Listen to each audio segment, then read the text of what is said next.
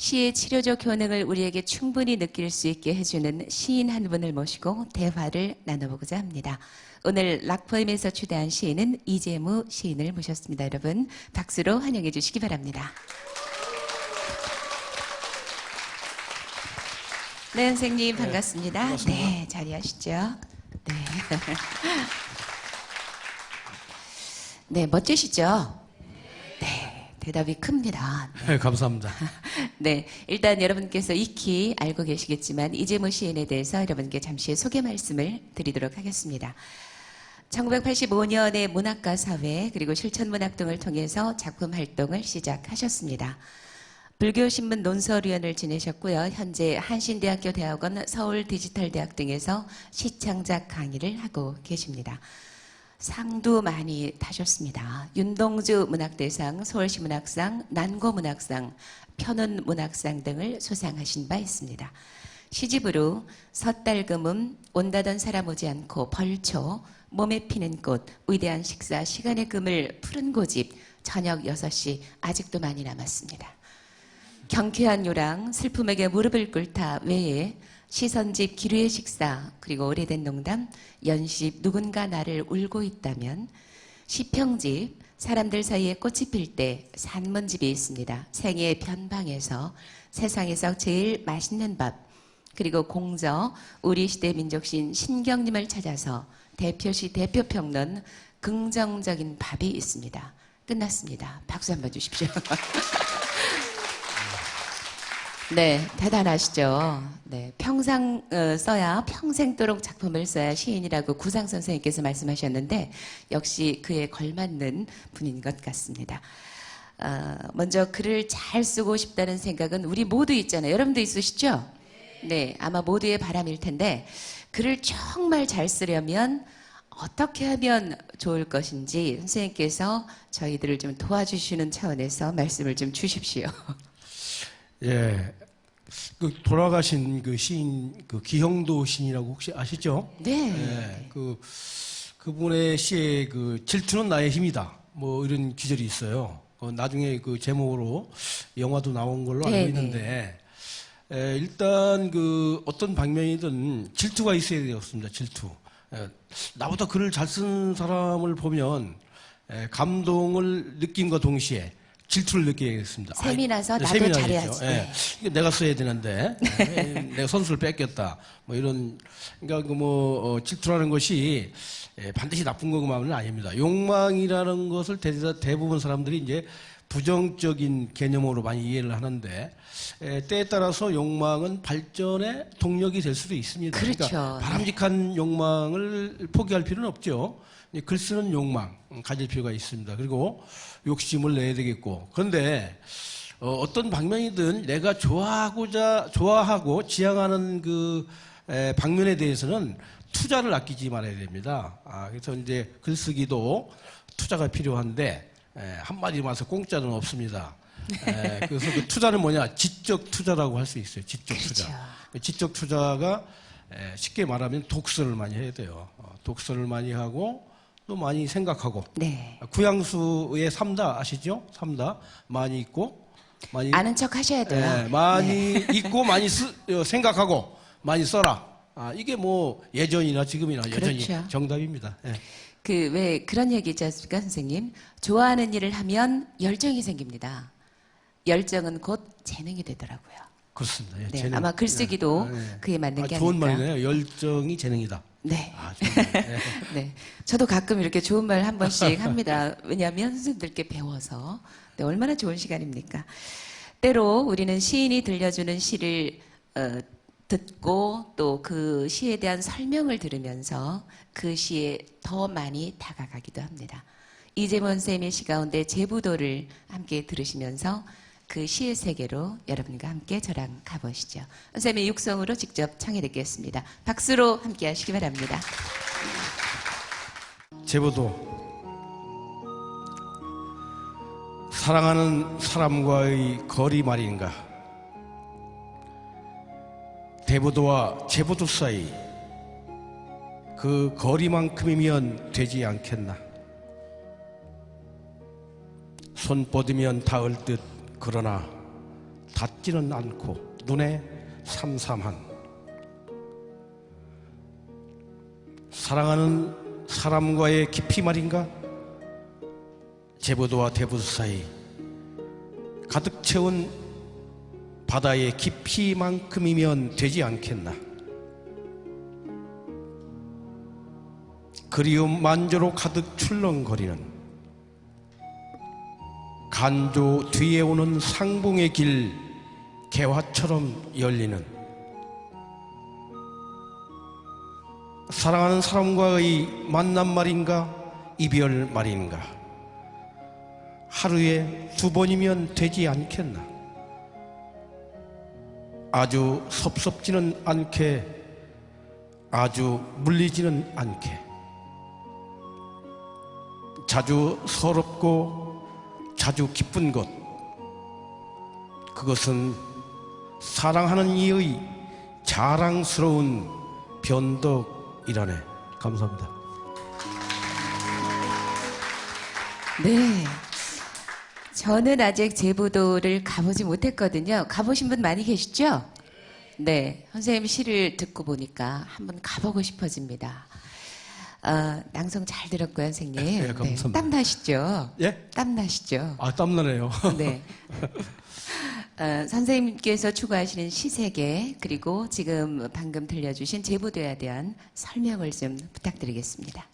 제부도는 다 아시겠지만 대부도 사이에 하루에 2번 바닷길이 열리죠. 그래서 이제 관광지로도 많이 알려진 곳인데 바로 그 시를 쓰게 된 동기는 그 대부도와 제부도 사이에 하루에 바다가 2번 열린다. 거기에 차관점을 두었어요. 그리고 그 거리가 아주 멀지도 않고 그렇다고 붙어 있는 것도 아닙니다.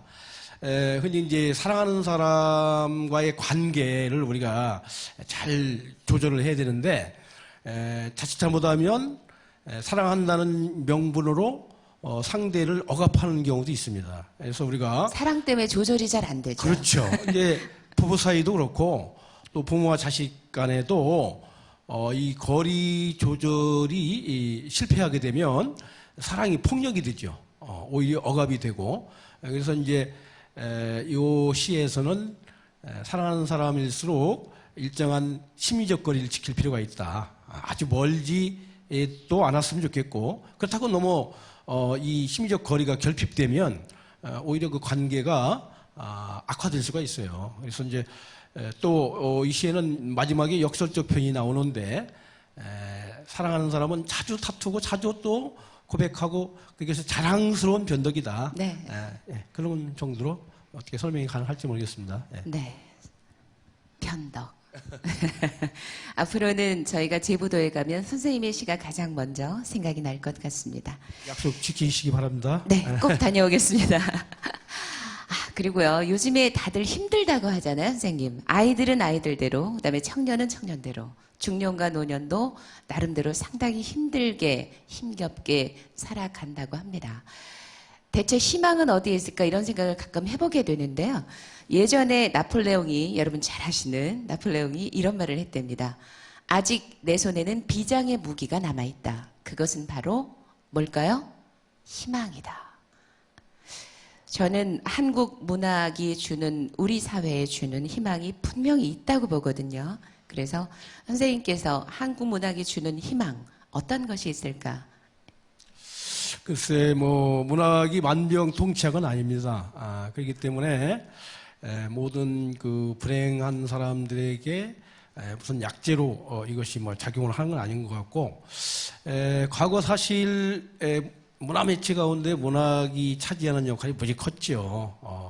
그러나 최근에 와서는 문학 외적인 요소들, 이를테면 영상 매체랄지 또 컴퓨터 이런 것들, SNS 많은 것들이 있기 때문에 문학의 영향력이 과거보다는 굉장히 줄어든 게 사실입니다. 그렇지만 여전히 문학 속에는 우리 인간에 대한 여러 가지 본받아야 할 귀한 것들이 많이 들어있어요. 그러니까 문학은 인간과 세계 이해에 대한 통찰의 한 계기를 마련해 주기도 하고 또 자기 반성, 자기 성찰, 이런 것들의 계기를 또 문학이 가져다 줍니다. 또 우리는 직접 체험을 통해서 세계를 또 우리가 살아가는 세상을 이해하면 좋겠지만 직접 체험은 여러 가지 한계가 있어요. 위험이 따르기도 하고 따라서 직접 체험 외에도 간접 체험을 통해서 우리는 우리가 살아가는 세계를 보다 폭넓고 깊이 있게 이해할 필요가 있는데 이때 가장 중요한 매체가 역시 독서가 아니겠느냐. 왜냐하면 SNS 같은 것은 휘발성이 강해요. 그래서 그 즉발적인 순간성 이런 것들은 있을지 모르겠지만 그래도 지속적인 이러한 인간에 대한 탐구 이런 가능성은 역시 아날로그적인 매체 역시 문학이 아니겠느냐. 그리고 문학을 통해서 우리는 인간이 살아갈 여러 가지 원리랄지 또 지혜 또 과거와의 대화 또 미래에 대한 비전 이런 것들을 문학을 통해서 어느 정도 해결할 수 있지 않을까. 그래서 힘든 사람일수록 문학에 의존하면 이것이 뭐 흔히 하는 말로 마음의 양식일 뿐만 아니라 또 우리 삶의 지혜고 스승이 되지 않을까. 이런 정도 말씀을 드리겠습니다. 영혼의 음식이죠. 네. 시는. 영혼의 양식 좋습니다. 네네. 선생님께 마지막 질문 하나 드리겠습니다. 통계를 보니까요. 지난 3월로 그 베스트셀러 22권 내의 문학을 좀 살펴봤더니요. 한국 문학이 단 한 권도 없었다는 얘기입니다. 무려 5개월간. 한국 사람들이 참 책을 안 읽는다는 건 굉장히 그 유명한 얘기예요. 어제 오늘의 일이 아니거든요. 그러면 이제는 한국 문학이 결국 소멸되는 단계에 있지 않느냐 이런 우려도 나오고 있습니다. 선생님께서는 우리 한국 문학의 한 축을 담당하시는 분으로서 이 난제를 어떻게 푸는 것이 좋은지를 선생님의 생각을 좀 전해 주십시오. 글쎄, 제가 이 자리에서 아무리 얘기를 해도 이게 국민들이 관심을 갖지 않고 또 정치하시는 분들 특히 이런 분들이 관심을 갖지 않으면 큰 변화가 없을 것 같아요. 제가 유럽 쪽 얘기를 들어보면 유럽에서는 TV라든가 이런 방송 매체에서 특별히 이 독서 코너를 만들었다고 그래요. 만들어서 그 유명 정치인들을 데려다 대담도 하고 이런 코너가 있다고 하는데 우리도 물론 그런 그 프로가 전혀 없는 건 아닙니다만은 되게 그 일시적인 현상에 지나지 않죠.